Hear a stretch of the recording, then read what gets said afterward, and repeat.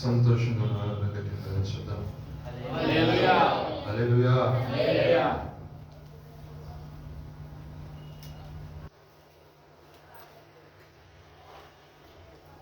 వాక్యంలోకి వెళ్ళడానికి ముందు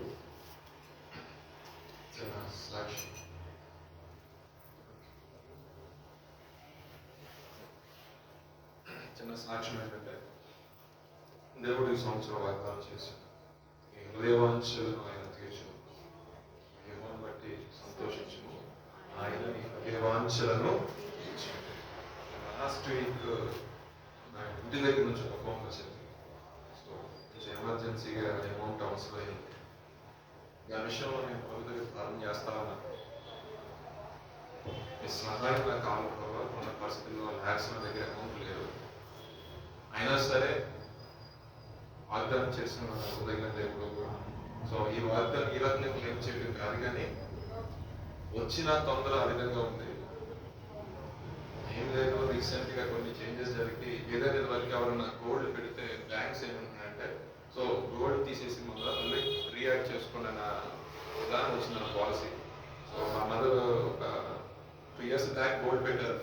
సో నాకు రీసెంట్ గా కాల్ వచ్చింది, ఆప్షన్కి వచ్చింది, ఒకసారి చూడు దాని విషయం ఏంటా. సో హౌస్ కన్స్ట్రక్షన్ విషయం. సో నా దగ్గర సఫిషియెంట్ అమౌంట్ కూడా ఏం లేదు, కొంచెం భయపడ్డాను. నాకు తెలియకుండానే వీళ్ళు పెట్టారు, ఇప్పుడు చూస్తే నా దగ్గర అమౌంట్ లేదు.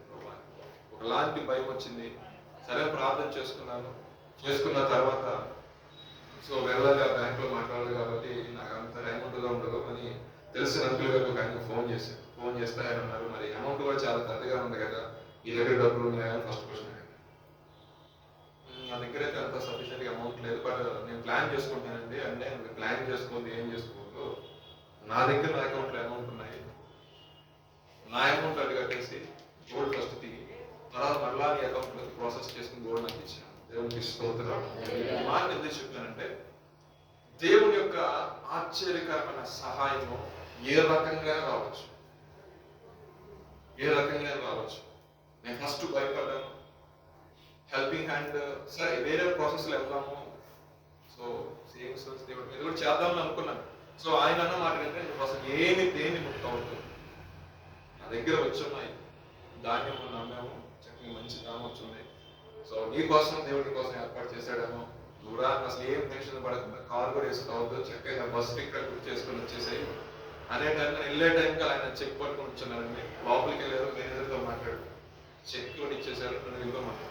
ఈవినింగ్ కల్లా నా ఫోన్ రావడానికి మొత్తం కనెక్షన్ మొత్తం కూడా ఆయన దగ్గర ఉండి చేసి పంపించాను. ఆ రోజు దిగారు, మళ్ళీ ఈవినింగ్ 3 o'clock వెళ్దారు రావాలి.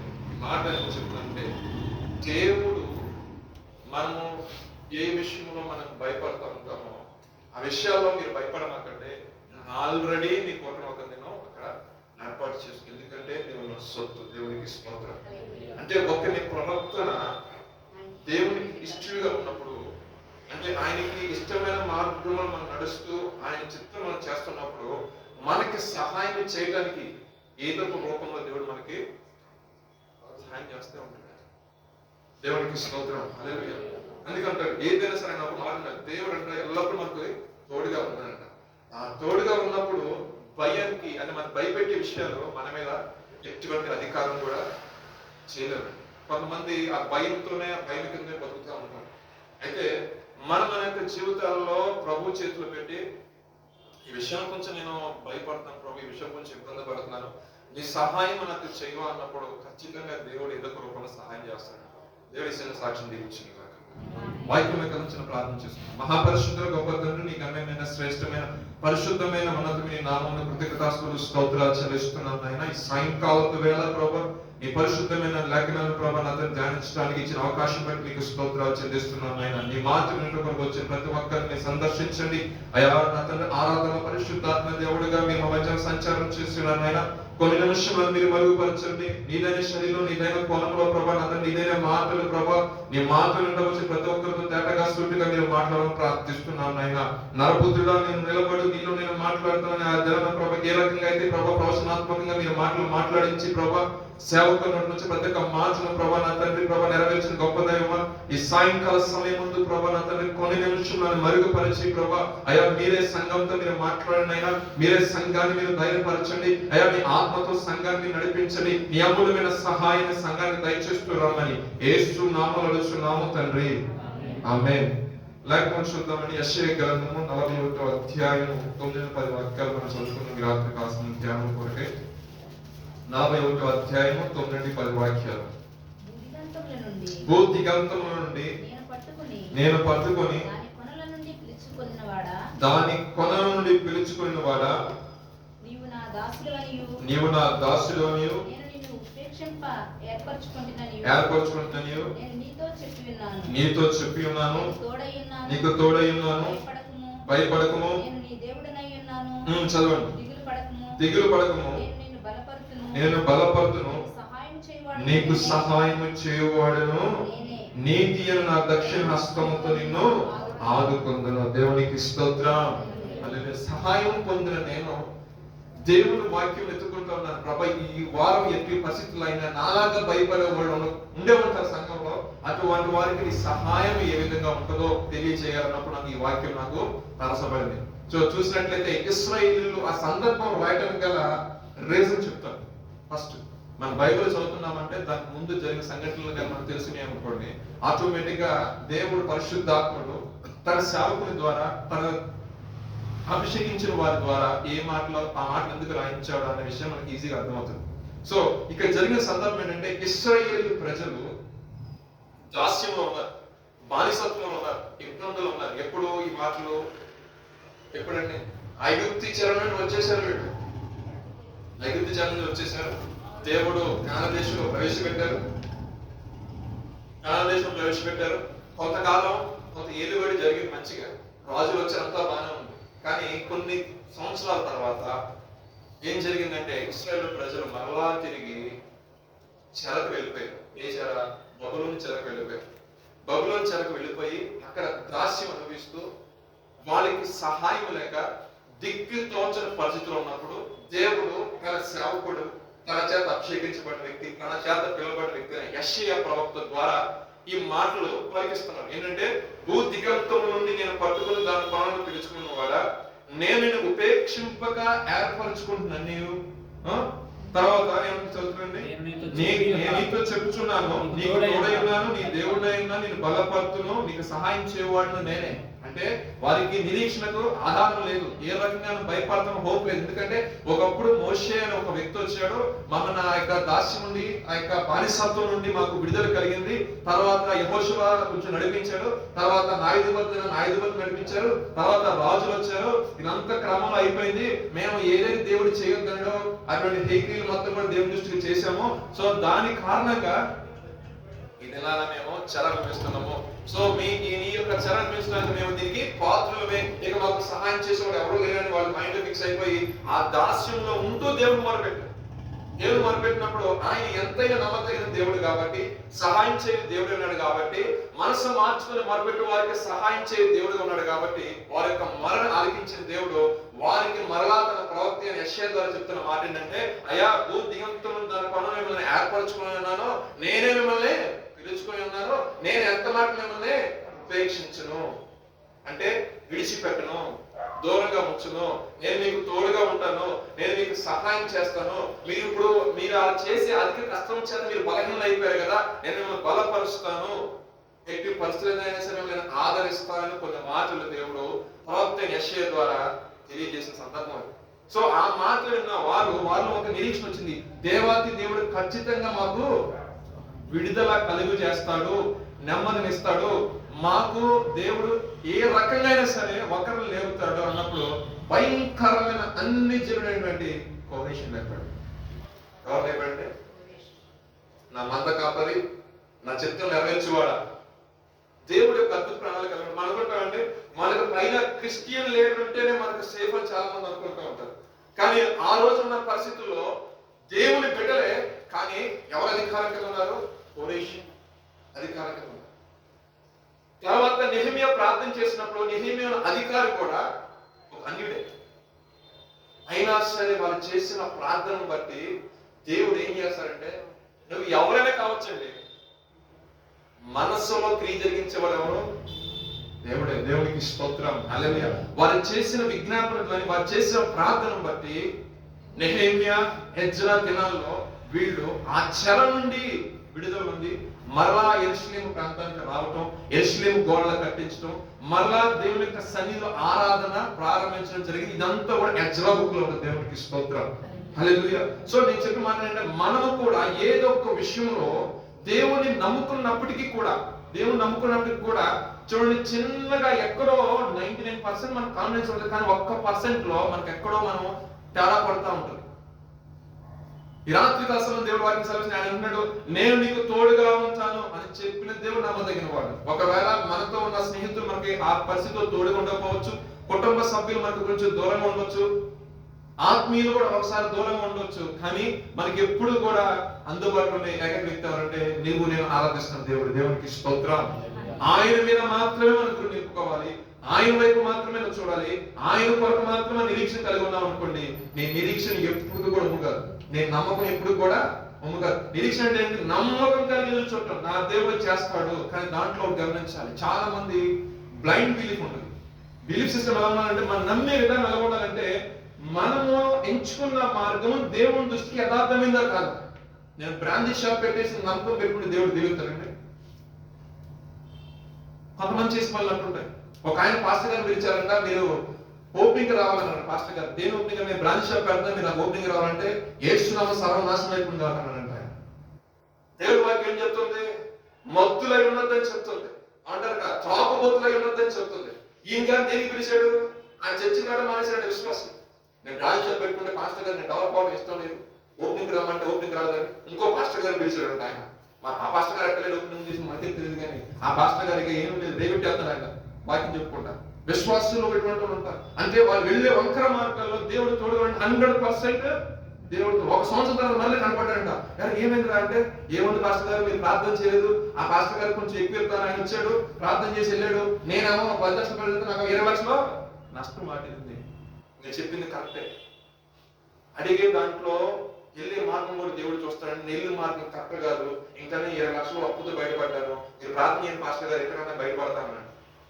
తప్పు తెలుసుకున్నా కూడా ఖచ్చితంగా నేను బయట చేస్తాను దేవుడు 100%. ఎందుకంటే నువ్వు వాక్యాలు వ్యతిరేకం అంటే, నేను ఏదో పెట్టి దాన్ని నమ్మకం ఉంచి 100% ఫ్రూట్ చూడాలంటే దేవుడు కొన్ని విషయాలు మెచ్చడండి, నచ్చదు. సో మన ఆత్మీయ జీవితంలో దేవుడు మనకు తోడుగా ఉండాలంటే మన క్రియలు ఆయనకి ఇష్టంగా ఉండాలి, మన యొక్క పరిస్థితి, మనం వెళ్ళే మార్గాలు ఆయనకి ఇష్టంగా ఉండాలి. నా ఇష్టానుసారం నేను నోరు పారేసుకుంటాను, నా ఇష్టానుసారం నేను ప్రవర్తిస్తాను, ఆయన నాకు దేవుడు తోడుగా ఉండాలంటే హైలీ ఇంపాసిబుల్. ఆయన పరిశుద్ధతను కోరుకునే దేవుడు, ఆయన పరిశుద్ధతను కోరుకునే దేవుడు. కాబట్టి మనం నడిచే నడవడిక అనేది ఆయనకి ఇష్టకరంగా ఉన్నప్పుడే మాత్రమే ఆయన మనకు తోడుగా ఉంటాడు. అవునంటారు కదా, సంసోను ఆయనకి ఇష్టకరంగా జీవించినంత కాలం అంట ఆయన ఆత్మను ఆయన తోడుగా ఉంచాడంట.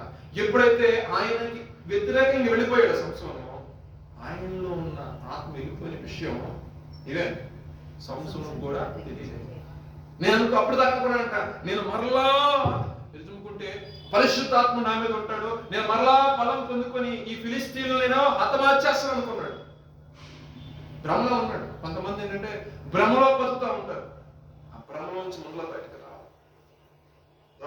సంస్థ తన యొక్క జీవితం భ్రమలో బతికాడు కాబట్టి చివరికి వచ్చేసరికి ఏదైతే తన దృష్టిలో ఆశించాడో దానివల్ల కళ్ళు పోగొట్టుకున్నాడు. తన జీవితం కానీ ఏడ్చి ఏడ్చి ఏడ్చి ఎక్కడ లాస్ట్ మరలా కృపను పొందుకున్నాడు. కొంతమంది మార్గాలు అలా ఉంటాయి. కృపను పొందుకున్నాడు, దేవుడు ఆత్మ మరలా వచ్చింది, అనేక మందిని హతమార్చాడు, కానీ దేవుడు వెంటనే తీసేసుకున్నాడు. ఎందుకంటే మరలా పాపం చేయడానికి ఛాన్స్ ఇవ్వలేదు. సో మనం కూడా దేవుడు మనకు తోడుగా ఉండి, దేవుడు మనకు సహాయం చేయ, మనకు ప్రతి భయంకరమైన భయపెట్టే పరిస్థితిలో నుంచి దేవుడు మనం బయటికి లాగాలి అంటే మనకు ఒక నమ్మకం ఉండాలి. నువ్వు గాఢంధకారపు లోయలో సంచరించినా సరే మేమనుకోవాలి, యెహోవా నాకు తోడుగా ఉన్నాడు అనుకోవాలి. యెహోవా నాకు తోడుగా ఉన్నాడు ఎప్పుడు అనుకుంటావు? నేను ఇష్టానుసారం తిరిగేసి, నీ సినిమాలకి సిగరెట్లు కాకుండా మందు కాకుండా నా ఇష్టానుసారం తిరిగేసి, నా ఇష్టానుసారం విలాసంగా జీవించేసి నేను ఇప్పుడు ఈ మార్గం కూడా వెళ్ళినప్పుడు కూడా దేవుడు నాకు తోడుగా ఉంటాడు, నాకు ఇంత భక్తిగా ఉంటారు, బుద్ధిగా ఉంటాడు. ఆయన పరిశుద్ధతను కోరుకునే దేవుడు, సర్వోన్నతమైన స్థలంలో నివసించేవాడు. ఆయన వచ్చి ఒక దగ్గర నివసించాలంటే వాళ్ళ యొక్క మనస్సు ఆయన మీద అనుకుంటారు. ఆయన చెప్పే మాట వినే వ్యక్తిగా ఉంటాడు. అంటే ఆయన పరిశుద్ధతను కోరుకునే దేవుడు కాబట్టి మనము తండ్రి చూసినప్పుడు కుమారుని యొక్క స్వార్థంలో మనం మార్చబడి ఉండాలి. అప్పుడు మాత్రమే మనకి ఆత్మ దిగుతుంది. అప్పుడు మాత్రమే అప్పుడు ఒక నమ్మకం, ఒక కాన్ఫిడెన్స్ నీలో బిల్డప్ అవుతుంది. ఇవన్నీ లేకుండా నేను ఇంకా పాపం చేస్తూనే దేవుడి దగ్గరికి ఎలా అంటే దేవుడు అంటాడు రా, కానీ వచ్చిన తర్వాత పాపాన్ని విడిచిపెట్టాడు. దేవునికి ఇష్టం. దేవుడి సన్నిధికి ఎందుకు వస్తున్నామంటే దేవుడి దగ్గరికి వచ్చి మనం ఆయన పరిశుద్ధమైన రక్తంలో మనం నిత్యం కడగబడాలి. ఇద్దరు మరకలు అందుతా ఉంటాయండి. పాత్ర వదిలేస్తే కొంతకాలం పాత్ర పడైపోతుంది. ఈ కథం కూడా ఎప్పుడు దేవుడి సన్నిధికి వచ్చి ఆయన పరిశుద్ధమైన రక్తం చేత మనం కడగబడాలి. ఆ పరిశుద్ధమైన రక్తం ఇప్పుడు ఇద్దరు మనం చెప్పాలంటే దేవుడి యొక్క వాక్యమే, మనకు అడిగే దేవుడి యొక్క వాక్యమే. ఆ వాక్యం ద్వారా మనం కడుక్కుంటే ఆ స్టెయిన్స్ అనేవి పోతా ఉంటాయి. లేదంటే ఒకటి ఒకటి ఒకటి ఒకటి యాడ్ అయిపోయి ఆయన చూసినప్పుడు ఎలా ఉంటుంది, బయట ఉండేవారు ఉన్నాం అనుకోండి, ఆయన చూసినా అంటే చాలా మంది లోపలికి వచ్చి అందుకని ఆశించబడిన వాడు బయట ఉన్న లోపల ఉండదు. అదంటే మీరు అనొచ్చు అంటే పాపం చేసేవాడికి దేవుడు అవసరం లేదంటే పాపం చేసేవాడు ఎక్స్ప్రెషన్ వాడికే కావాలి. దేవుడు నశించుతున్నాని వెదక రక్షించడానికి వచ్చాడు ఆయన. రోగికే కానీ ఆరోగ్యవంతుడికి వైద్యులు అవసరం లేదన్నాడు ఆయన. సో నీలాంటి వాడి కోసం నాలాంటి వాడి కోసం ఇంటికి వచ్చింది. బట్ నువ్వేం చేయాలి, వచ్చి కూర్చొని వెళ్ళిపోవటం కాదు. ఆయన పాదకు వచ్చి ఆ విలువైన రక్తం నాకు పోషించే ప్రభావం నామే పోషించలేనా నీ వాక్యమైనా నేను సరి చేసుకున్నాను ప్రభావ. ఎప్పుడైతే నీ క్రియలు సరి చేసుకుని సత్ప్రవర్తనగా నడుస్తున్నావో అప్పుడు భయము సాతాను వాడి యొక్క అధికారి కింద నువ్వు ఉండు, దాస్యము అధికారి కింద ఉండు. ఇశ్రాయేలు ప్రజలు వెళ్ళిపోవడం మెయిన్ రీజన్ ఏంటంటే ఇదే కారణం. ఒక చిన్న మాట చూపిస్తాను చూడండి. న్యాయాధిపతుల గ్రంథం తీయండి ఒకసారి. 5వ అధ్యాయం మొదటి వాక్యం చదవండి ఒకసారి.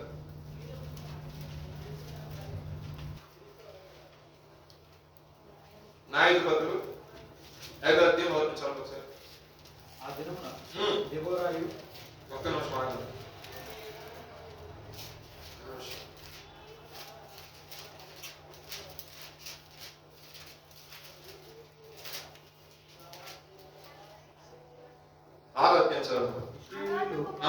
యెహోవా దృష్టికి దోషులైనందున యెహోవా 7 ఏళ్లు వారిని మిద్యానీయులకు అప్పగించింది. మిద్యానీయుల చెయ్యి ఇశ్రాయేలుల మీద హెచ్చాయను గనుక వారు మిద్యానీయుల ఎదుట నిలవలేక కొండల్లోనూ ఉన్న వాగులను గుహలను దుర్గములను తమకు సిద్ధపరచుకునేది. ఏం లేదండి, దేవుడు ఒక మార్గం నడమన్నారు ఇశ్రాయేలు ప్రజల్ని.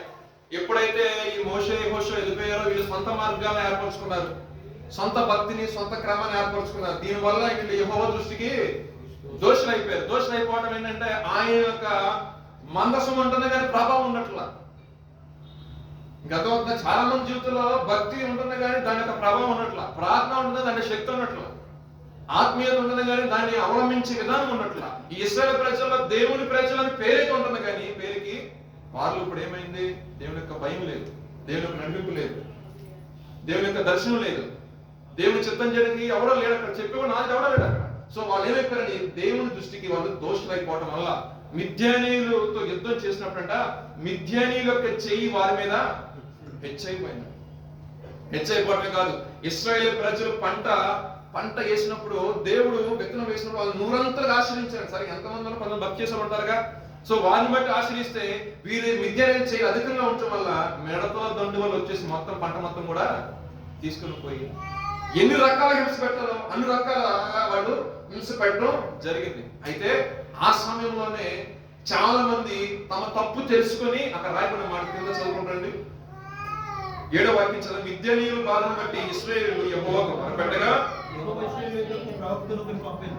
అతడు వారితో ఇలా ప్రకటించింది, ఇశ్రాయేలు దేవుడైన యెహోవా సెలవిచ్చినది ఏమనగా నేను ఐగుప్తులో నుండి మిమ్మల్ని రప్పించి దాసుల గృహం నుండి మిమ్మల్ని తోడుకొని వచ్చి ఐగుప్తుల చేతుల నుండి మిమ్మల్ని బాధించిన వారందరి చేతుల నుండి మిమ్మల్ని విడిపించి మీ ఎదుట నుండి వారిని తోలివేసి వారి దేశంలో మీకు ఇచ్చితిని. మీ దేవుడైన యెహోవాను నేను అమోరీల దేశంలో నివసించున్నారు. వారి దేవతలకు భయపడకుడి మీతో చెప్పి తిని కానీ నా మాట వినకపోతుంది. వారు ఏం చేశారు, మీరు ఆ దేశం అంటున్నారు కాబట్టి వాళ్ళు భయపడద్దు అంటారు. మనం ఏంటంటే భయపడతాం. ఎప్పుడైతే మనం భయపడతామో ఏది జరిగిందని భయపడతామో నాకు అవకాశం దొరికిందని వచ్చేస్తాడు వాడు. ఫస్ట్ నుండి ఏంటంటే నడిపిస్తున్నాడు బాధ్యత. ఆయన చెప్పారు మీరు ఆ ప్రాంతంలో ఉన్నారు కాబట్టి వాటికి సంబంధించిన దాన్ని మీరు భయపడమాకండి, నేను మిమ్మల్ని ఏర్పరచుకున్నాను కాబట్టి నేను మీకు తోడుగా ఉంటాను, మేము ప్రొటెక్ట్ చేస్తాను, అన్ని విషయాలు మీకు సహాయం చేస్తాను, అన్ని విషయాలు మేము రక్షిస్తాను, నా ఇంటి నిరీక్షణగా మీరు నిల్చుండండి, నా ప్రజలుగా మీరు ప్రత్యేకించబడండి, మీ విషయంలో నేనే నిలబెడతాను. దేవుడు అనేక మార్లు చెప్పినప్పటికీ కూడా అనేక కార్యాలు చూసినప్పటికీ కూడా వీళ్ళు ఏం చేశారంటే మరలా ఏం చేశారంటే వాళ్ళకు భయపడ్డారు. ఆయన ఎన్నిసార్లు చెప్పినా వెళ్ళలేదంట. అందుకని దేవుడు చెప్తున్న మాట ఏంటంటే వాళ్ళని తెలుగు కొడతాను, ఆ ప్రాంతాన్ని మళ్ళీ నీకు ఇస్తాను. ఎందుకని వారు తాము తప్పు తెలుసుకొని ఆయన యొద్దకు వచ్చి మొరపెట్టిన దాన్ని బట్టి దేవుడు సహాయం చేస్తా అన్నప్పుడు దేవుడు ఏం చేశాడు, ఎన్నిక లేని వాడు ఒక పిరుకువాడటువంటి గిద్యోను చూశాడు దేవుడు. వాడు ఏం చేస్తున్నారంటే ఆయన గాను చాటును దాక్కుని తమ పిల్లల ఆహారం కొరకు గోధుమ తోలగొట్టుకుంటాడు. దేవాది దేవుడు అంతకంటే ముందే, ఆ వ్యక్తి రావడానికి ముందే చూడండి దేవుని యొక్క ప్లాన్స్ ఎలా ఉంటాయి. ఆ వ్యక్తి ఆ ప్రాంతానికి వెళ్ళడానికి ముందే దేవాది దేవుడు ఆకాశంలో తన యొక్క దేవదూతని వాళ్ళు కూర్చున్నాడు, ఆ చెట్టు దగ్గర కూర్చున్నాడు ఆయన. ఈయనండి ఆయన చూడలేదు, వెళ్ళిపోయి గోధుమ తొలగొట్టుకుంటా ఉన్నాడు. ఇదంతా నా మాట అంటే పరాక్రమం గల బలాఢ్యుడు దేవుడికి స్తోత్రం. నాలుగు భక్తులను చూసి పరాక్రమ బలాఢ్యుడు ఫస్ట్ గా చూస్తాం. ఏదో ఎవరిని చూసి ఏం మాట్లాడుతున్నా ఉంటాం అవునంటారు కదా. బలాఢ్యుడు అంటాడు, పరాక్రమశాల ఉంటాడండి. పరాక్రమశాల ఉంటాడు, ఇంచుమించు 10 మంది వచ్చినా సరే 10 మందికి ఎంతమంది వచ్చినా ఈటితో పొడుచుకుంటూ వెళ్ళిపోతాడు. పరాక్రమశాల మంచి హైట్, మంచి వెయిట్, తినే ఆహారంగా దేహాధారుడు కానీ ఎంత మంచి బలిష్టంగా ఉంటాడు. ఆ గిద్యోను నాలో ఉంటాడు ఆయన.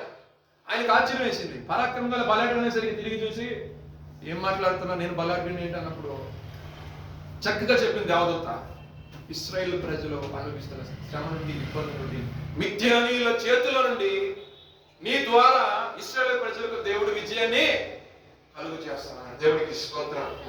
ఇక్కడ ఏంటంటే దేవుడు ఏర్పాటు ఎలా ఉంటుందంటే ఏదో క్వాలిఫికేషన్ ఉన్న వాడి పిల్లడు దేనికైనా సరే, ఏదో గొప్పవాడిని దేవుడి పిల్లడు ఎన్నిక లేని వాడిని పిలిచి ఎన్నికైన జనంగా చేసి తన నామ మహిమాత్మే వాడుకుంటాడు. దేవుడికి స్తోత్రం.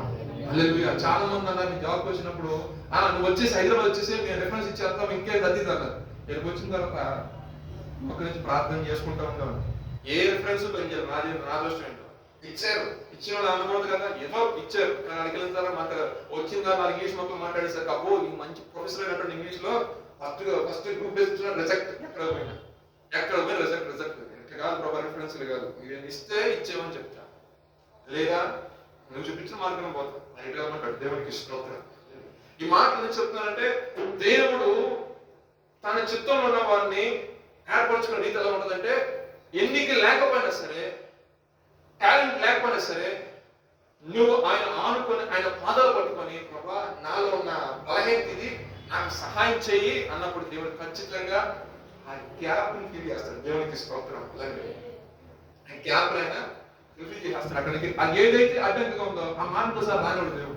ఇంకోసారి తలదించుకునే పరిస్థితి దేవుడు రానివాడు. గిద్యోను తను చూసుకున్న తనకు తెలుసు, తనకి ఇంత సీన్ లేదు. ఇశ్రాయేలు మిద్యాను చూస్తుంటేనే వీళ్ళకి వణుకు పడదు, చలి జ్వరం అవుతుంది వీళ్ళకి. అలా ఉన్నారు వీళ్ళు కొద్దిమంది, వాళ్ళ బెడతలాగా వచ్చేస్తున్నారు. మరి వాళ్ళ చేతుల్లో ఇశ్రాయేలు ప్రజలు జయం వేస్తారంటే జయము అంతేకాదు, యుద్ధము అయింది కాదు.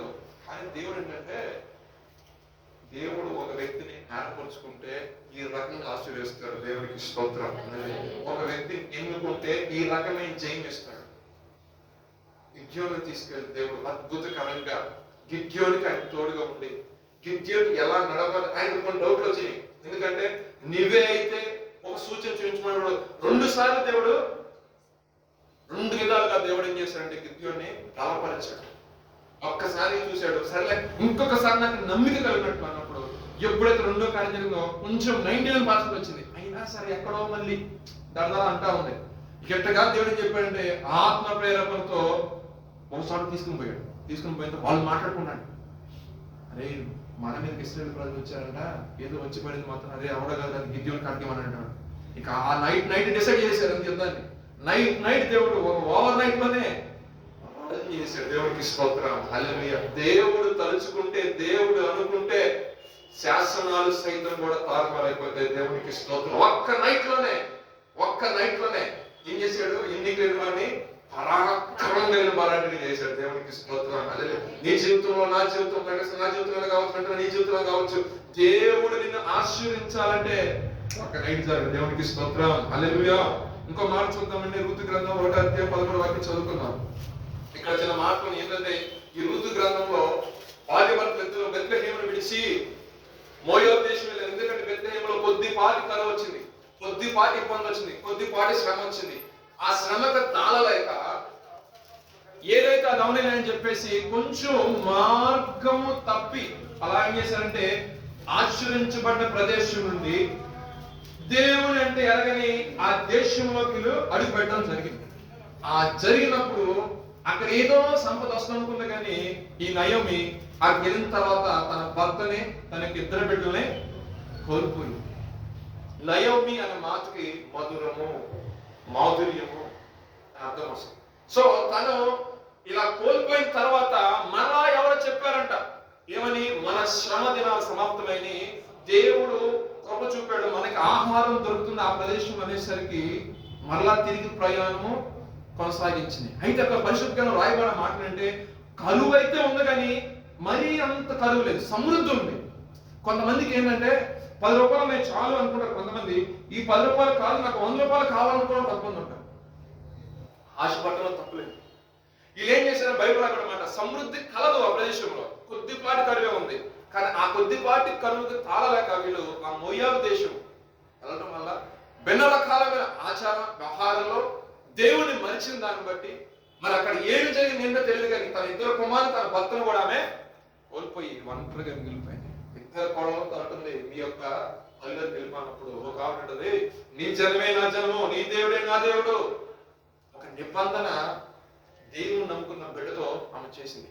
నయోమికి వీళ్ళు ఎప్పుడైతే వీళ్ళు చనిపోయారో ఒకలాంటి రియలైజేషన్ వచ్చింది, నేను ఏ ప్లేస్ నుంచి ఏ ప్లేస్కి వచ్చానో నేను తిరిగి మరలా సమృద్ధి కలిగిన నా దేశాన్ని నేను వెళ్ళిపోవాలని తను బయలుదేరుతున్నప్పుడు వాళ్ళతో పాటు ఋతు కూడా ఆలోచించాలి. ఋతు అంటుంది, మనం వెళ్ళిపోలేదు మ్యారేజ్ చేసుకున్నామంటుంది, నీ జనమే నా జన్మ, నీ దేవుడే నా దేవుడు. అయ్యా అమ్మ, నేను ముసలిదాన్ని ఏ రకంగా నీకు నేను సహాయం చేయలేను. ఒకవేళ తర్వాత నేను మ్యారేజ్ చేసుకుని పిల్ల పుట్టిన వాళ్ళ వయసు ముసలిదాన్ని అయిపోతావమ్మా, అంతవరకు నువ్వు ఉంటుంది మ్యారేజ్ చేసుకున్నప్పుడు నాకు ఎవరు అవసరం, నువ్వు ఉంటే నాకు చాలు. ఎందుకంటే నేను అంటాను, మోయాబీలో కొంతమంది, మోయాబీ సంతానంలో హిస్టరీలోకి వెళ్తే మోయాబీ సంతానంలో కూడా జీవం గల దేవుడు యెహోవాని ఎరిగిన చాలా మంది ఉన్నారంట. సో ఈయనకు వచ్చిన అవకాశాన్ని యూటిలైజ్ చేసుకోవడానికి నేను ఎక్కడ పాటు పెడతానని అక్కడ మరణం తప్ప ఏది కూడా వేరు చేయడానికి వీల్లేదు. నీ దేవుడే నా దేవుడు అని మాట సరే రాని తీసుకుని వెళ్తున్న అందరూ అడిగా అంటున్న మాట ఉంది సార్, ఒక మాట ఉంది అసలు ఆమె అనుగుణ మాట ఉంది. ఎవరో నయోమి, యెహోవా నాకు విరోధి, ఆయన 9వ వాక్యంలో ఉంది, 13వ వాక్యంలో ఉంది, యెహోవా నాకు విరోధి ఆయనమ్మా. సో నేను ఏ విధంగా సహాయం చేయలేనప్పుడు అక్కడ వెళ్తుందన్నమాట. మరలా బెత్లెహేంలో వెళ్ళిన తర్వాత అంటదే, నా దగ్గర ఏముందని దేవుడు ఆశీర్వాదించబడిన వ్యక్తి అన్నారు. నయోమి అంటే మాధుర్యము, నన్ను మారాన్ని పిలవండి, నా బ్రతుకలు మారిపోయింది, నేను కీళ్ళు అనుభవించడం దేవుడికి ఇష్టమై ఉంది అని పనికి మాలిన చెత్త అంతా వాగింది. కానీ దేవుని యొక్క ఉద్దేశం చూడండి, మన ఈ తల్లి ఏ భక్తి చేసింది ఏంటో తెలియదు కానీ దేవుడు చక్కనైన సహాయం తన వృద్ధాప్యమందు తను చూసుకోవడానికి దేవుడు ఋతు ద్వారా సహాయం చేస్తున్నాడు.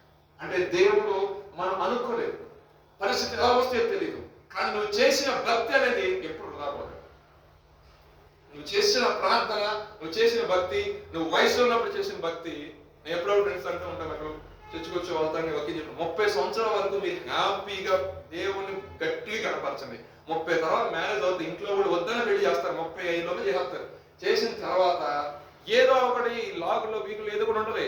అప్పుడు భక్తి చేయాలన్నా ఆసక్తి ఉన్నా కొన్ని విషయాలు కనపడతావు. నేను అందరూ ఉద్దేశించి చెప్పట్లేదు, కొంతమంది ఉద్దేశించి చెప్తున్నా. సో ఈ 30 years నీకు 23rd నీ బిడ్డ అయిపోతుంది. 7 years ఇష్టానుసారంగా దేవుడు చూపించి కనపరచు. దేవుడు ఖచ్చితంగా నీ విషయంలో హ్యాపీగా నీకు ఇవ్వాల్సిన విషయాలు ఇస్తాడు. 30 తర్వాత ప్రభు దగ్గర ఒక ఫైల్ చేయి, ప్రభు మరి పరిస్థితి ఎలా ఉంది కదా, మరి ఏంటి నీ చెప్తావు, నీ చెప్తున్న వారు నాకు సహకారిగా అన్నప్పుడు ప్రార్థన చేసుకుని దేవుడు ఇస్తాడు. తర్వాత 30 years వచ్చేసరికి ఈ 30 years 40 స్ట్రగుల్ అయిపోద్ది.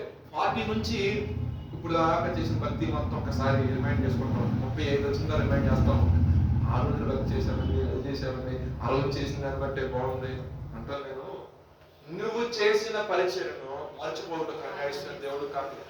నీ యొక్క అమూల్యమైన యవ్వన జీవితాన్ని తీసుకుని వచ్చి ప్రభు వాళ్ళ దగ్గర పెట్టినప్పుడు నీ యొక్క వృద్ధాప్యం వచ్చేసరికి నేను ఎలా ఆదరించాలో నేను తెలుసు. జీవత్మయ్య గారు మనం చూస్తూ ఉంటాం, ఆయనకి పిల్లలు లేరు, భార్య లేదు. ఆయన మన సంఘానికి నేను 2013లో ఇక్కడ స్టార్ట్ అయ్యాను చర్చికి, జూన్ నుంచి అప్పటికే ఉన్నాను. ఆ యమన కాలంలో నీ ప్రాంతంలో ఆయన సేవ చేశారు. ఇప్పుడు మిక్కి వృద్ధాప్యం ఉన్నారు, ఆదరించేవారిని పోషించేవారు అవ్వలేదు. కానీ ఆయన దేవుడు ప్రణాళిక చూడండి, ఒక దైవజనుడినే ఆదరించారు. ఆహారం విషయంలో కానీ ఆయన సమస్త విషయంలో కూడా మన దైవజనుడు ఫిలిప్ గారు ఆయన చూస్తారు. అంటే ఆయన ఏమైనా ఊహించాడా? ఆయన చేసిన సేవ ఇంచుమించు ఈ తెలంగాణ ప్రాంతం మొత్తం కూడా తిరిగి సేవ చేశారు. కానీ ఆ ప్రాంతం నుంచి ఏ ఒక్క సేవకులు వచ్చి పరామర్శించడం లేరు. ఆయన ద్వారా బాప్తిని తీసుకున్న ఏ వ్యక్తి వచ్చి సహాయం చేస్తే ఏంటి ఎలా ఉన్నారు, బతుకున్నారా లేని చూసి విధానం కూడా లేదు. కానీ అనగా చెప్తా ఉంటారు, వచ్చి ప్రార్థన చేసి వెళ్ళిపోయారు, మాటలు మాట్లాడి సరదాగా మేము ఆయన అనేవాళ్ళము. కానీ నేను అనుకోలేదు దేవుడు ఆయనకి పరిచయం చేసి కృప నాకు ఇస్తున్నాను. దేవుడికి స్తోత్రం. అంటే నేను అంటాను, ఆయన కూడా అనుకోలేదు అక్కడ ఫిలిప్పై గారు నా కోసం ఏర్పాటు చేస్తారు, ఓ కుటుంబం దేవుడు నాకు ఇస్తాడు అని ఆయన వయసులో అనుకోలేదు. ఆయన వచ్చాడు, నలుగురితో కూడా వచ్చి నాలుగు మాట చెప్పి వెళ్ళిపోయాడు. కానీ దేవుని యొక్క విశ్వ ప్రణాళిక దేవునికి స్తోత్రం. ఆయన యొక్క నియమం, తన యొక్క నిర్ణయం, తన యొక్క ఏర్పాటు, తన సేవకుల విషయంలో ఆ విధంగా ఉంటుంది. ఏదైనా ప్రభు కొరకు నువ్వు చేసినట్లయితే, కొద్దిపాటి ప్రభు కొంచెం శ్రమ నువ్వు ఓర్చుకున్నట్లయితే, ఆ శ్రమ పొందిన తర్వాత గొప్ప ఓదార్పులతో దేవునికి స్తోత్రం. చాలా మంది భక్తుల యొక్క జీవితంలో శ్రమలు ఇబ్బంది రాకుండా లేదండి. అందరూ అసలు 12 మంది శిష్యుల్లో ఉంటే సిలువ పడ్డారు, నరకబడ్డారు, ఇబ్బంది పడ్డారు. కానీ వారు చేసిన సేవ ఎలా ఉందంటే మన భారతదేశం కూడా వచ్చింది, అనేక మందిని కదిలించింది, అనేక మంది సేవకులు లేపింది, అనేక కుటుంబాలు కట్టింది, అనేక మందికి చదువు అందించింది. దేవునికి స్తోత్రం. హల్లెలూయా. ఈ రోజున క్రైస్తవుడు అని చెప్పుకోవడానికి, సగ్గర్వంగా తలెత్తుకొని చెప్పుకోవడానికి దేవుడు కృప మనకు అనుగ్రహించాడు. దేవునికి స్తోత్రం. అలా ఏ మిషనరీస్ చేయలేని సేవ చేసింది. హాస్పిటల్ కట్టించే విషయంలో కావచ్చు, ఎడ్యుకేషన్ సిస్టమ్ విషయంలో కావచ్చు, ఏదైనా ఒక బుక్ ప్రింటింగ్ లో కావచ్చు, సమస్త విషయాల్లో కీ రోల్ మెయింటైన్ చేసింది మిషనరీస్ వచ్చి. దేవుని యొక్క ఏర్పాటు చీకట్లో నడుస్తున్న మన పట్ల దేవుడు తన యొక్క వెలుగును మన పట్ల ప్రకాశింప చేసింది. దేవునికి స్తోత్రం. హల్లెలూయా.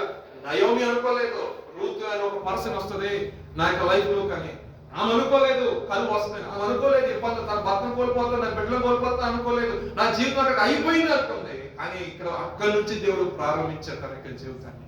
దేవునికి స్తోత్రం. హల్లెలూయా. మనం ఎక్స్పెక్ట్ చేయని రీతిలో దేవుని యొక్క సహాయం ఉంటుందండి. మనం ఇది అనుకుంటే ఇది ఉంటే బాగుంటుంది కదా, అయ్యా నాకు ఇంకొంచెం ఉంటే చాలంటే నువ్వు కొంచెం అనుకుంటున్నావు. ఆయన అనుకున్న ఆలోచనలు వేరు, ఆయన ఉద్దేశించే ఉద్దేశములు వేరు, ఆయన ఆలోచించే ఆలోచనలు వేరు. వెంటనే నయోమి రావటం, నయోమితో రూతు రావటం, రూతు బోయజం చేసుకోవటం, బోయజ్ ద్వారా కుమారుని కట్టడం.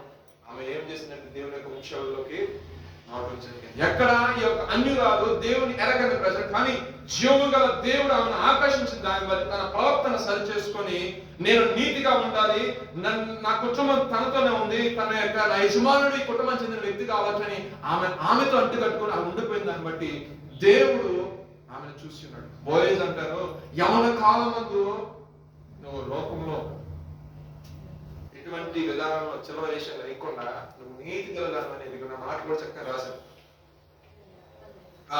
వాక్యం, నా కుమారి యెహోవా చేత నీవు దీవెనలను కొద్దివారి కానీ గొప్పవారి కానీ యవనస్తులను నీవు వెంబడింపక ఇన్నిటి వలన నీ మునుపటి సత్ప్రవర్తన కంటే వెనుకటి దేవునికి స్తోత్రం. అంటే గతించిన కాలం ఎలా ఉన్నావు, కానీ ఇప్పుడైతే నేను చూస్తాను సంతోషం, ఆనందం కలదు. దేవుడికి అది కలగాలి మన నుండి, దేవుడికి అది కలగాలి.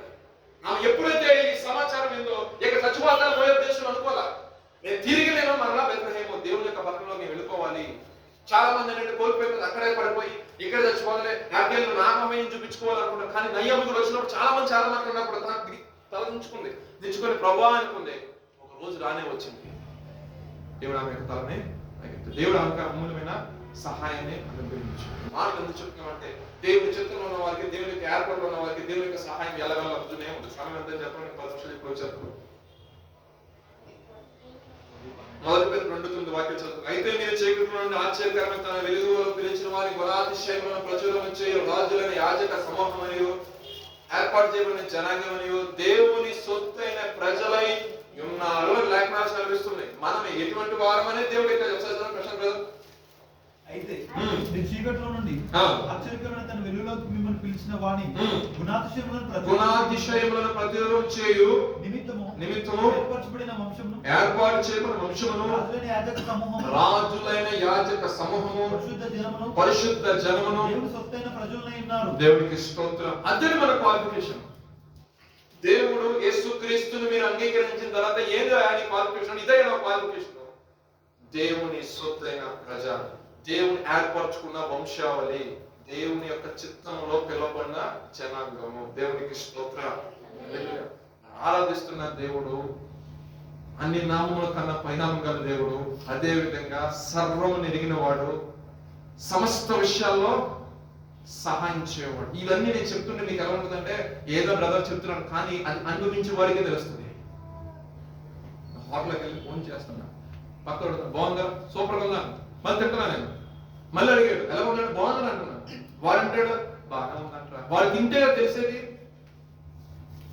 అందుకే లేకపోతే సెలవుస్తుంది, యెహోవా ఉత్తముడని రుచి చూచి తెలుసుకున్నాడు. ఆయన వాక్యం చదివి ఆయన తీరు మనం అనిపించినప్పుడే కదా ఆయన ఏంటో మనకు తెలిసేది. నేను ఫిలిప్పై గారితో ఫ్రెండ్షిప్ చేసినప్పుడు మాత్రం ఆయన ఏంటో నాకు తెలుస్తుంది, నేనేంటో ఆయన తెలుస్తుంది. ఆ సహవాసం లేకుండా ఆయన నాకు అర్థం కాదు, నేను ఆయనకు అర్థం కాదు. అదేవిధంగా మన దేవుడితో మనం సహవాసం చేస్తున్నప్పుడు ఆయన ఏంటో పరిపూర్ణ మనకు అర్థమవుతుంది. ఆ సహవాసం ఎలా జరుగుతుందంటే సంఘంగా సహవాసంగా కూడుకోవాలి. వ్యక్తిగత సంభాషణ, ప్రార్థన ద్వారా ఆయన సంభాషణ చేయాలి. నువ్వు ప్రార్థిస్తుండగా ఆయన ఏం చేస్తాడంటే ఒక స్టెప్ లో వెళ్ళేసరికి నువ్వు ప్రార్థన రాదు నోట్లో నుంచి, అప్పుడు ఆయన మాట్లాడటం మొదలు పెడతాడు. ఆయన ఆలోచన కలిగేసి ఇలా ప్రార్థించి ఇది కాదు. ఓ 10 రోజులు ప్రార్థన చేస్తావు నీ ఆశల కోసం, ఇది ప్రభా నాకు ఇది ప్రభా ఇది సమకూర్చి ప్రభా. 11 రోజులు లైఫ్ స్టైల్ మారిపోతా ఉంటుంది, ప్రార్థన మారిపోతా ఉంటుంది, సంభాషణ మారిపోతా ఉంటుంది. దుఃఖం వస్తుంది, కన్నీరు వస్తాయి. నాకు ఏమొద్దు ప్రభా, పునాది గల పట్టణం నాకు ఒకటి చాలంటాను. ఏమంటావు? ఆ పునాది గల పట్టణంలో నాకు కొంచెం తీసి కొంచెం జాబీ ప్రభా. ఎప్పుడు వస్తావు ఏంటో తెలియదు. వాక్యం అర్థమైన తర్వాత అసలు నాకు ఏమొద్దు ప్రభా, నువ్వు నాకు ఉంటే చాలు, సమస్తం చేయించేస్తాను అంతే, నువ్వు నాకు తోడుగా ఉంటే చాలు. దేవునికి స్తోత్రం. ఆయన మనకు తోడుగా ఉంటే భయానికి అధికారం లేదు, ఇబ్బందికర పరిస్థితికి అధికారం లేదు, తెగిలికి అధికారం లేదు. ఆయన మనకు తోడుగా లేకపోతే సార్ మనకి ఆయన మనకు తోడుగా ఉండాలి అంటే నా ప్రార్థన అనేది కరెక్ట్గా ఉండాలి. అవునంటారు కదా, ఒక పెద్ద మనిషి మనతో కూడా తీసుకెళ్ళాలి, పెద్ద మనిషి మనతో రావాలంటే మన పక్షాన్ని ఏముండాలి, ఫస్ట్ మాట చెప్పండి న్యాయం ఉండాలి. అవునంటారు కదా, నేను కత్తో పొడి చేసి ఒక పెద్ద మనిషిని తీసుకెళ్ళి నా పక్షాన్ని వాదించి నాకు న్యాయం చేయాలంటే ఏమంటారు, పెద్ద మనిషి మొదలు నేను రానంటాడు. నువ్వు చేసిన పెద్ద దుర్మార్గత, మరి పైపెచ్చి వచ్చి నాకు రమ్మంటా తీర్పు తెచ్చడానికి వెళ్ళగరా బాబు, దానికి సంబంధించిన నోడి బ్యాచ్ కూడా ఆ బ్యాచ్ చదువుకో అంటారు. ఆ బ్యాచ్ సిద్ధం చేయలేదు, కానీ మన వేరు, మనం ఆరాధిస్తున్న దేవుడు వేరు. సో మనం చూస్తున్నప్పుడు ఆయన మనం తోడుగా రావాలి అంటే మన క్రియలు సరి చేసుకోవాలి. 2026 సంవత్సరంలో 2025 ఎలా జీవించడం అనేది తెలియదు, కానీ ఈ 2026 ప్రారంభంలోనే పాస్టర్ గారు అన్నారు కదా, ఏమని తీర్మానం చేసుకున్నావు అన్నప్పుడు నీ వల్ల బ్రతకాలయ్యా, నీలా జీవించాలి, నీ స్వారూపంలోకి మార్చబడాలి. ఎంతమంది ఉన్నారు వాగ్దానం. సో చక్కగా మెసేజ్ అరుణ్ నాయక్ దేవుడు అద్భుతకరంగా నిజమే. అనేక మంది చాలా ఈ సంవత్సరం ఎలా ఉండాలి, నీలా ఉండాలి ప్రభా, నీలో ఇతరులు క్షమించే గుణం ఉండాలి, నీలో ఇతర ఎంత కోపం రచ్చగొట్టు కొంతమంది ఉంటారు, గిల్లేస్తా ఉంటారు. మనకి షార్ట్ టెంపర్ ఉందనుకో ఇంకా గిల్లుతా ఉంటారు, ఎంతవరకు లేదు. ప్రభు ఈ సంవత్సరం చదవకూడదు. ఏమంటే ప్రభు ఏం చేస్తారు, నీ నామం క్షమించేస్తా అని కూడా వెళ్ళిపోవాలి అంతే. ఈ 2 నెలలు వచ్చేసరికి గమనించేస్తారు వాళ్ళకి 100% దేవునికి స్తోత్రం. హల్లెలూయా. ఏంటి నువ్వు తగ్గించిన దానికి ఇలాగే ఎక్కడ కుక్కలు రెచ్చగొట్టేస్తారు, వాళ్ళు ఇచ్చేస్తారు, నాకు ఇచ్చేస్తారు. అప్పుడు అర్థం ఆత్మ కోసం నీకు చాలా మెరుగు కదా. అది క్రైస్తవం. దేవునికి స్తోత్రం. అందుకే మీరు ఏమి చేయించున్నారో దేవుడిగా క్షమించుకున్నాం, అదే ప్రార్థన చేసుకున్నాం. కొన్ని ప్రతికూలమైన పరిస్థితుల్లో మానవుడిగా ఉన్నప్పుడు ప్రతి ఒక్క జీవితంలో వస్తుందండి. అది సేవకుడే కావచ్చు, ప్రవక్తే కావచ్చు, పరిచారకుడు కావచ్చు, దేవుని చేత అభిషేకించబడిన వ్యక్తినే కావచ్చు. పౌలు అభిషేకించబడిన వ్యక్తి కదా, పేతురు అభిషేకించబడిన వ్యక్తి కాదా, వాళ్ళ శిష్యులు కాదా, యోహాను కాదా, నూనెలో ఎంచారు కానీ యోహాను గారిని చచ్చిపోలేదంట. ఇట్లా కాదని చెప్పేసి పద్మాస దీపం వేశారంట. దేవుడు అక్కడ స్టార్ట్ చేసే ప్రత్యక్ష. దేవునికి స్తోత్రం. అంటే నేను అంటాను, శ్రమలు వస్తాయి, ఇబ్బందులు వస్తాయి. గొప్ప విషయం ఏంటంటే దేవుడు ఆ మార్గాలు మనకు తోడుగా ఉంటాడు. దేవునికి స్తోత్రం. అన్నిలు కదా లేదు, శ్రమలో పట్టుకుపోయిన చాలా మంది ఉంటారు, అలా ఎండిపోయిన చాలా మంది ఉంటారు. దేవుడు అక్కడికి వెళ్ళినా సరే పట్టుకొని తెచ్చుకొని పరిశుద్ధపరిచి చేర్చుకునేవాడు మన దేవుడు. దేవునికి స్తోత్రం. అందుకే ఆయన మనం నూరాలు పిలుస్తాం తండ్రి అని. తండ్రి తన కుమారుడు చెప్పుకోవడం ఇష్టం, తన కుమారుడు భ్రష్టులైపోవడం ఏ తండ్రికి ఇష్టం, తన కుమారుడు నాశనం అయిపోవడం ఏ తండ్రికి ఇష్టం. కోపించుకునే వాస్తవం చెబుతాడు, వాళ్ళ బయటకు అంటాడు. అలా పెట్టి ఫోన్ చేసి బయటకు వచ్చేది కానీ అది పెట్టు ఏం వెళ్ళాలి. మరి ఇదేంటి, అది దేవుడి ప్రేమ అంటే, తండ్రి ప్రేమ అంటే. అవునా కదా? కోపం తెలిపోతాడు, వెళ్ళిపోయిన తర్వాత ఆ దగ్గర స్నేహితులు ఎవరు క్లోజుకున్నాడు, ఎవరు తెలియదు, మొత్తం ఒక ఎంక్వైరీ ఉంటుంది, బ్యాచ్ తండ్రి వదిలిపెట్టాడు కదా. వాడు ఫోన్ చేశాడు, ఏం తినకుండా వచ్చారు పరిచయం కానీ ఇది కూడా పెట్టించు, మనకి ఫోన్ చేసి చెప్పమాకండి. వాడు తీసుకెళ్ళాలి, వాళ్ళకి మంచి నమ్మకస్తుడు ఫ్రెండ్ అని ఏం చెప్పడు. అది కదా నాన్న చెప్పిన కదా అంటాడు. అటువంటి చేస్తాడు, ఈ మామూలు కదా. ఏ సేవకుడికి చెప్పి వాక్యం ద్వారా మాట్లాడి తింటారో ఆ సేవకుడు నోటి నుంచి పలికెత్తాడు దేవుడు. దేవునికి స్తోత్రం. హల్లెలూయా. ఆ మంచి స్నేహితుడు మన ప్రభు వారు కూడా ఏంటంటే ఇక్కడ నిలబడుతున్న సేవకులు ఎవరైనా సరే నీకు కావాల్సిన వర్తమానం దేవునికి అందజేస్తాడు. ఈ 2026లో నువ్వు భయపడకూడదు. ఈ విషయాన్ని కూడా నువ్వు ఎప్పుడు అనుకో దేవుడు నాకు సహాయం చేస్తాడు, దేవుడు నన్ను బలపరుస్తాడు, దేవుడు నన్ను ఆదరిస్తాడు, దేవుడు నాకు అమూల్యంగా తన యొక్క హస్తాన్ని నాకు తోడేంచి నడిపిస్తాడు. ఓకే, శత్రువైన వాడు నా మీదకి అనేక రకాల శ్రమలు ఇబ్బందులు ఏ రకంగా ఉన్నా సరే 2026 క్లోజ్ అయ్యే లోపల ఖచ్చితంగా నేను ఆశీర్వదించబడతాను. దేవునికి స్తోత్రం. హల్లెలూయా. చూసినట్లయితే పరిస్థితులు ఇప్పుడు జాబ్ వలస ఉంటారు, పరిస్థితులు ఏమంటారు, ఇప్పుడు జాబ్స్ లేవు అంటారు. పరిస్థితులను చూస్తే కంగారు పడతాం. కానీ పిలిచిన వాడు నమ్మదగిన వాడు, పిలిచిన వాడు నమ్మదగిన వాడు. అప్పులు చూస్తే భయపడతాం, తీరుస్తాడు దేవుడు. ఇబ్బందులు చూసి భయపడతాం, సహాయం చేస్తాడు దేవుడు. రక్షణ విషయం వెనకం చేస్తాం, రక్షణ ఇప్పిస్తాడు దేవుడు అని నువ్వు అడిగిన విషయంలో. అందుకని నీ హృదయం మంచి సొంత దేవుడు తీరుస్తాడు 100%. నువ్వు నమ్మాలి, హృదయపూర్వకంగా నమ్మాలి. గర్భంతో తెలుసు ఉంటారు వారి విషయం ఖచ్చితంగా 100% దేవుడు కార్యం చేస్తాడు. చెప్పాడు, వాగ్దానం చేశాడు. గత సంవత్సరమే అది ఫుల్ఫిల్ అవ్వాలి. ఇప్పుడు కొంచెం ప్రొలాంగేజ్గా మళ్ళీ ఆయన నీ హృదయ వాంఛను తీరుస్తాడు 100%. అది మాట ఇచ్చిన వాడు, మాట తత్వాడు కాదు. దేవునికి స్తోత్రం. హల్లెలూయా. వివాహ విషయాలు చూసేవాడు కావచ్చు, వ్యక్తిగతంగా వారి ఆసక్తి కలిగి దేవుణ్ణి ఇష్టంగా ఆరాధిస్తూ వారికి ఇష్టమైనది ఏదైతే ఉందో దేవుడు కూడా అది అనుకూలమే. నువ్వు శత్రువు ప్రాణం అడగట్లేదు, ఎదుటివాడిని దోచుకోమని అడగట్లేదు, నన్ను ఆశ్రయించు ప్రభు అని అడుగుతున్నావు. నేను ప్రభు నాలో కొన్ని బలహీనత తొలగించి నా బలహీనతను నీ బలం అనుగ్రహించి నన్ను ఆశ్రయించిన అయినా నీకు సాక్ష్యం ఇస్తానన్నప్పుడు ఎందుకు నిన్నుగా ఇంకోని ఆశ్రయిస్తానండి? నేను ప్రవక్తం సరి చేసుకున్నాను డాడీ, నాకు సహాయం చేయడానికి తప్పు అయిపోయింది అయ్యా, నాకు సహాయం చేయాలని తండ్రి కాలు పట్టేసుకుంటున్నప్పుడు తోసేస్తానండి.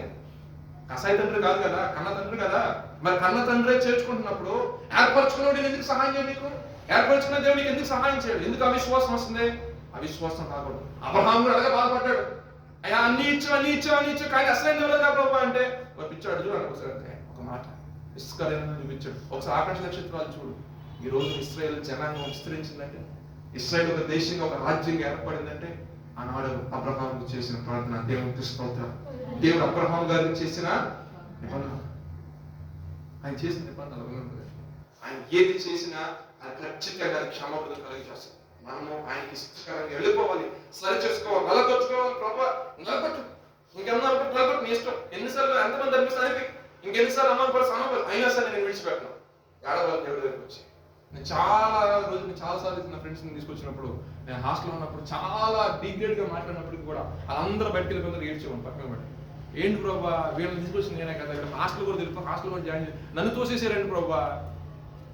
సరే 10 సంవత్సరాలు అయింది, తోసేసిన వాళ్ళు అందరూ చాలా చెప్పారు. ఎప్పుడు చెప్తా ఉంటారు కదా, దేవుడికి నాకు దేవుడికి స్తోత్రం అనేది. ఆశ్రయించాడు, కాచారు, కన్నీ కాచారు. నా తోటి వారే కదా, నా స్నేహితులే, నా బంధువులే కదా, నా అనుకున్న వారే కదా. కాలు కాలేసుకొని తమ్ముడు డిపార్ట్మెంట్ లో జాబ్ చేస్తున్నాడు. ఎందుకు ఇంజనీర్లు అన్ని చేసి మీ నాన్న ఇబ్బంది పెడతావు? ఉద్యోగం రాకపోతే ఏదో గుమాస్తా నేను జాయిన్ అయినా సరే కుటుంబాన్ని పోషించుకోవచ్చుగా, హైదరాబాద్ ఉద్యోగం ఎలా పెట్టాలా? ఇదే మాట. మన గత వారం మా ఇంటికి వెళ్ళి నా కొడుకే అనుకున్నాను, కానీ నా కొడుకు అప్పు చేసి ఒక 20 లక్షలు అప్పు చేసాడు. డిపార్ట్మెంట్ లో చేస్తున్నాడు, ఒక 20 లక్షలు అప్పు చేశాడు, 1 ఎకరం పొలం అమ్మాడు. కానీ నీ కొడుకు ఏంటంటే ఆనాడు అని అలాగన్నాను, నీ కొడుకు చూస్తున్నా ఇప్పుడు ఆ కార్లో తిరుగుతా అన్ని బాగానే ఉంది, నా కొడుకు ఇలా తయారయ్యాడు. దేవుడు చేసే కార్యం మన మనల్ని విమర్శించిన వారే, మన మీద నేరారోపణ చేసిన వారే లేకపోతే మనతో మాట్లాడాలంటే ఆలోచించాలి. ఆ రకమైన గెలుపిస్తాడు మన దేవుడికి స్తోత్రం. మాటలు మీకు ఎందుకు చెప్తానంటే, మీకు ఏమన్నా ఆ స్టేజ్ దాటి వచ్చేసాం, 35 కాస వెళ్ళిపోతున్నాం. ఆ స్టేజ్ దాటి వచ్చాం కాబట్టి మీరు ఏ స్థితి, మీ ఆత్మీయస్థితి ఏ విధంగా నాకే తెలియదు, కానీ ఆత్మీయతలో ప్రభుతో పెనవేసుకున్న అనుబంధం మీకు ఉందనుకోండి. ఏది చేయడానికి సమర్థన నా దేవుడు ఒక బలమైన విశ్వాసం, బలమైన నమ్మిక అది చివరి వరకు ఉంచుకోగలిగితే భూమి ఆకాశం సైతం కూడా తల కింద చేయవరకు వస్తున్నాడు. మా మీ ద్వారా కూడా నెరవేరుస్తాడు. దేవునికి స్తోత్రం. హల్లెలూయా. దేవునికి స్తోత్రం. చిన్న మాట ముగిద్దాం. రోమీ రాసిన పత్రిక ఆఖరిగా చదవండి.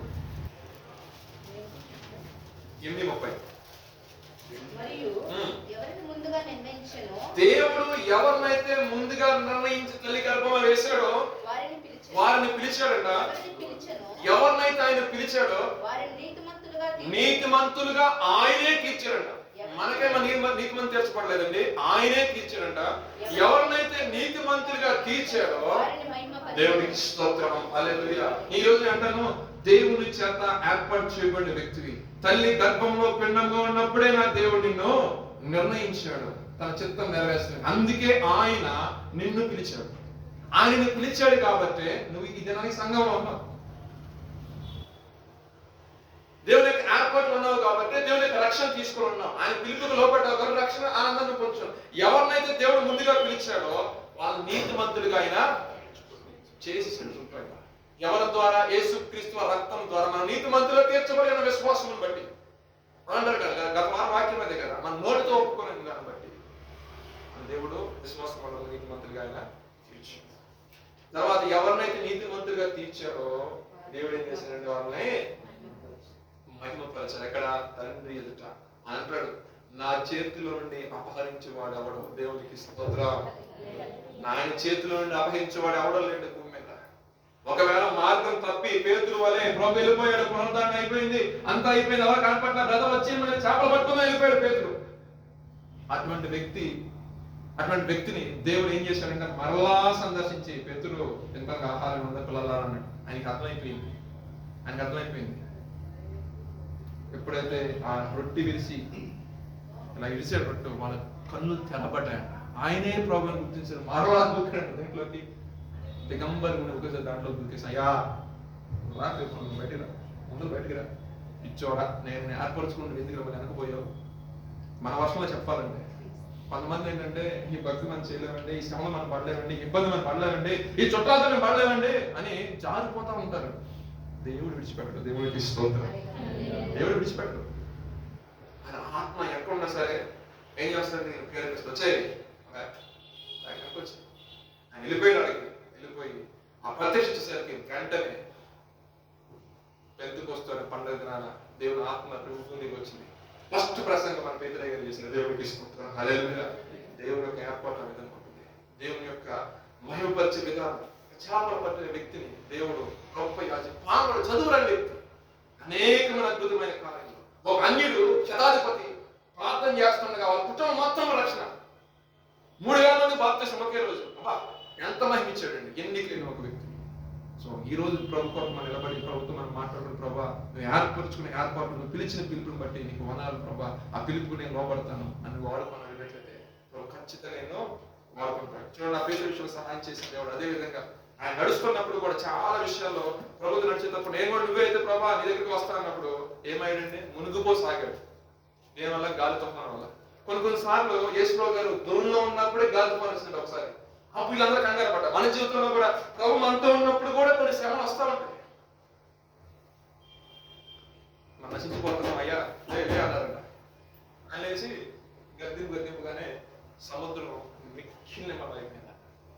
ప్రభు అంటారు, మీకు నమ్మకం లేదా? నేను మీతోనే ఉన్నది, మీరు ఎందుకు భయపడ్డారు? సో మనల్ని కృంగ తీసే సమస్యలని, ఇబ్బందులని, పరిస్థితులు ఎదుర్కొంటున్నప్పటికీ కొంతమందికి జాబ్ లేదని ఒక బాధ, కొంతమంది ఫైనాన్షియల్ గా స్టెబిలిటీ లేని ఒక బాధ, కొంతమంది ఇంట్లో పంపిస్తున్నారు అమౌంట్ ఏమో, కొంతమందికి ఏంటంటే వారి యొక్క ఆలోచనలు, వారి యొక్క చాలా మందికి ఏదో ఒకటి బాధను కలిగించేస్తారు. ఆ బాధ ఇలా ఉండిందంటే ఈ పక్కన యేసుప్రభు గారిని పెట్టండి, ఆ బాధకి చాలా చిన్నది అనిపిస్తుంది. ఆయన చూసిన గొప్ప దేవుడు, సహాయం చేసిన వాడు, ఆయనతో పోల్చుకుంటే ఉదయంగా శిలువపై తన ప్రాణం పెట్టేశాడు. ఆయన యుగ సంవత్సరం తోడుగా ఉంటాడు. మాట ఇచ్చిన నా దగ్గర వాడు 3 దినాలు లేచాడు, పునరుద్ధరణ లేచాడు. 40 దినాలు అనేక మంది కనపడ్డారు. ఎంఐ మార్గంలో వెళ్తున్న వారితో మాట వారి హృదయాలు మండి అంటుంది. ప్రభు మనతో ఉన్నప్పుడు ప్రభు గుర్తొచ్చిన మనం తెలియని ఉద్యమం వస్తాం. అప్పుడు రైట్, దేవుడు మన తోడుగా ఉన్నాడు, ఆత్మ నడుము మనకు గట్టిగా ఉంది. ఆ ఉద్యమంతో నువ్వు చూసుకో ప్రభు అని ఆ విషయాన్ని ఆయన పెట్టేసి కామైపోవాలి. ఖచ్చితంగా ఆన్ ఫైన్ ఖచ్చితంగా దేవుని పట్ల కార్యము నెరవేరుస్తాం. నమ్మిన వారిని విడిచిపెట్టే దేవుడు కాదు మన దేవుడు. దేవుడికి స్తోత్రం. దేవుడు తన వీటిని మాట్లాడి ఆశ్రయించుగా కాదు. ప్రార్థన చేసుకుందాం. మోకరించిన వ్యక్తిగతంగా కొన్ని నిమిషాల పాటు ఎవరి పాటు ప్రార్థన చేసుకుందాం. ప్రభు వాక్యం ద్వారా మీతో మాట్లాడినట్లయితే అంటున్నారు, నువ్వు భయపడ నాకు అంటున్నాను, నేను నీకు తోడై ఉన్నాను అంటున్నాను, నేను బలపరుస్తాను అంటున్నాను, నేను నీకు సహాయం చేస్తాను, నేను నీకు తోడై ఉంటాను అంటున్నాను. ఈ 5 పాయింట్లు చేతి ఎత్తుబట్టి ప్రభా నాకు సహాయం చేస్తానన్నావు, నువ్వు నన్ను భయపడొద్దు అంటున్నావు, నేను నీకు తోడుగా ఉంటాను అంటున్నావు, నేను ఆదరిస్తాను అంటున్నావు. అయా బట్టి నీకు స్తోత్రం, అయ్యా నన్ను బలపరుస్తాను అంటున్నావు. అయా ఒక శ్రేష్టమైన వాక్యం ద్వారా నాతో మీరు మాట్లాడిన బట్టి నీకు స్తోత్రాలు. బలహీనుడే యోగ్యత దేవుని ప్రభా పరాక్రమం గల బలాఢ్యుడిగా మీరు మార్చివేస్తున్నారు. మీకు స్తోత్రాలు ప్రభా. ఎన్నిక లేని ప్రభా, నయోమికి ప్రభా నా తండ్రి, రూతును ప్రభా నా తండ్రి ఆదరించి తల్లిగా మీరు ఇచ్చారు ప్రభా. ఆమెకు ఆ వృద్ధాప్య మందు ప్రభా, ఆమెకి ప్రభా పోషణకి సహాయం మీరు చేస్తున్నారు. దీన్ని బట్టి మీకు స్తోత్రాలు చెల్లిస్తున్నాను నాయన. మరి ముఖ్యంగా ప్రభా అయా నా తండ్రి ఎస్తేరు విషయంలో కూడా ప్రభా అయా నా తండ్రి రాజు ఎదుటికి వెళ్ళి నిలబడినప్పుడు ప్రభా నేను నశించినా పర్వాలేదు, కానీ మా యొక్క ప్రజలు మా యొక్క జనాంగం రక్షించబడాలి రాజు నిలబడినప్పుడు నాయన ఎస్తేరును మీరు దృష్టించున్నారు, ఎస్తేరుకి మీరు సహాయం చేస్తున్నారు, ఎస్తేరుకి మీరు తోడుగా ఉన్న దాన్ని బట్టి రాజుకు ఎస్తేరు మీద దయ పుట్టింది నాయన. నా ప్రియ తండ్రి, ఇదిగో పరిస్థితులను బట్టి ప్రభా ఇది మేము ప్రార్థన చేసుకుంటున్నాం. ఇదిగో ఒక విషయం నేను అడుగుతున్నాను ఆయన, నీ దయ మాకు కలగాలి ప్రభా. అయా నా తండ్రి నీ సహాయం మాకు కావాలి నాయన. అయా నా తండ్రి జీవము గల దేవుడు ప్రభా, అయా జీవము గల దేవుని యొక్క మందిరంలో మేము ప్రార్థిస్తుండగా ప్రభా మీ సహాయం మీరు మాకు అనుగ్రహించండి అయ్యా. అయా నా తండ్రి చీకట్లో నుండి ఆశ్చర్యకరమైన తన వెలుగులోనికి ప్రభా అయా పిలిచిన వాని గుణాతిశయం ప్రచురణ చేయు రాజులని యాచక సమూహం మనం ఏర్పాటు చేయబడిన వంశవరం దేవుని సొత్తైన ప్రజలై ఉన్నారు మీరు అన్నారు ప్రభా. స్తోత్రాలు ప్రభా. మా అర్హత ప్రభా, మా క్వాలిఫికేషన్ అనేది ప్రభా మీరు చూపించిన దాన్ని బట్టి మీకు స్తోత్రాలు చెల్లిస్తున్నాను ప్రభా. మీకు వందనాలు నాయన. అయ్యా ముందుగా ఆయన ఎవరినైతే నిర్ణయించాడో వారిని పిలిచారంటున్నాం ప్రభా. అయ్యా ఎవరినైతే ఆయన పిలిచి ఉన్నాడో అటు వారు నీతిమంతులుగా తీర్చున్నాడు. ఎవరైతే నీతిమంతులుగా తీర్చబడి ఉన్నారో వారిని ప్రభా మహిమకు కారణభూతులుగా మీరు చేస్తున్నారు నాయన.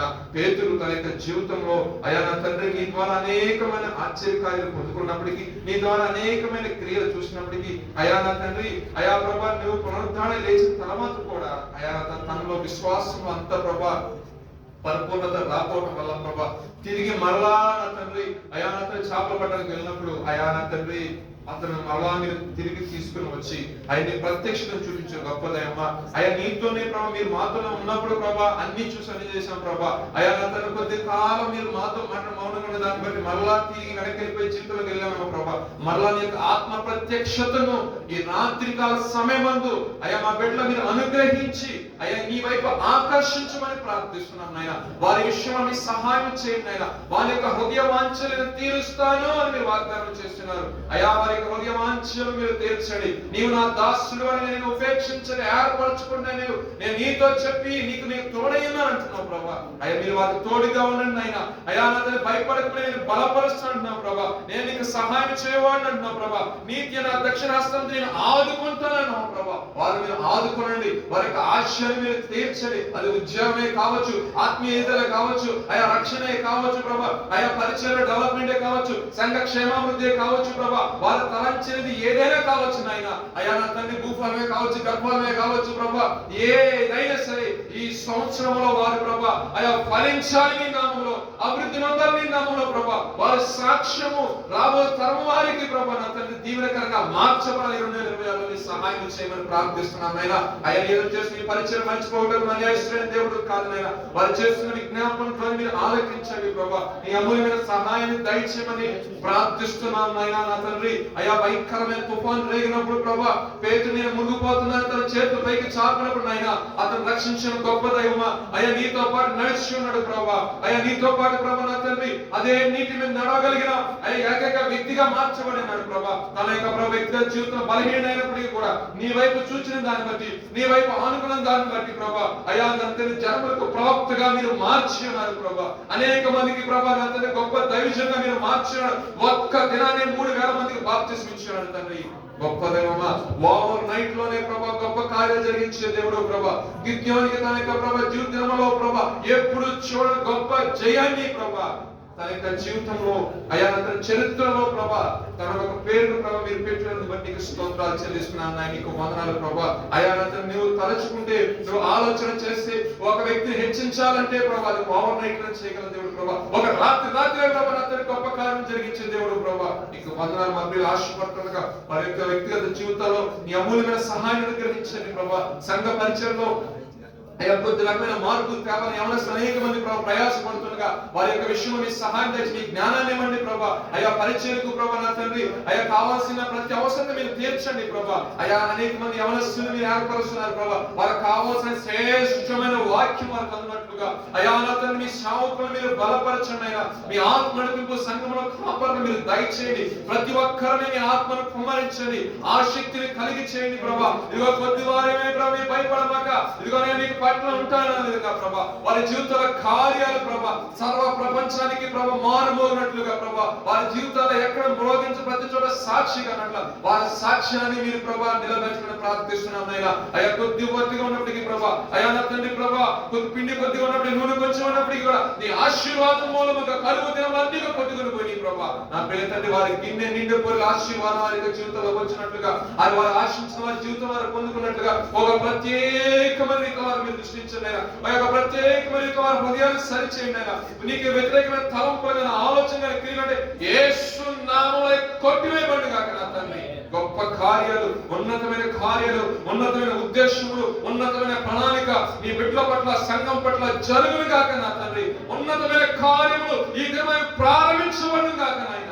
ఈ కార్యములు జరిగించండి. మీ సహాయం దయచేసి మీ ఆత్మ నడిపింపు ప్రతి ఒక్కరితో నడిపిస్తున్నామని మా ప్రభు మీ ప్రియకుమారుడు యేసుక్రీస్తు వారి పరిశుద్ధమైన నామములో అడిగి వేడుకొని ప్రార్థిస్తున్నాము తండ్రి.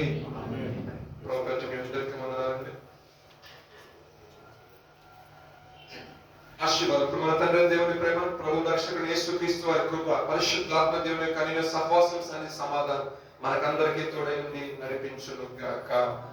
యేసు రక్తమే చేయబడు. యేసు నామమునకు సంపూర్ణ చేయము కలుగును గాక.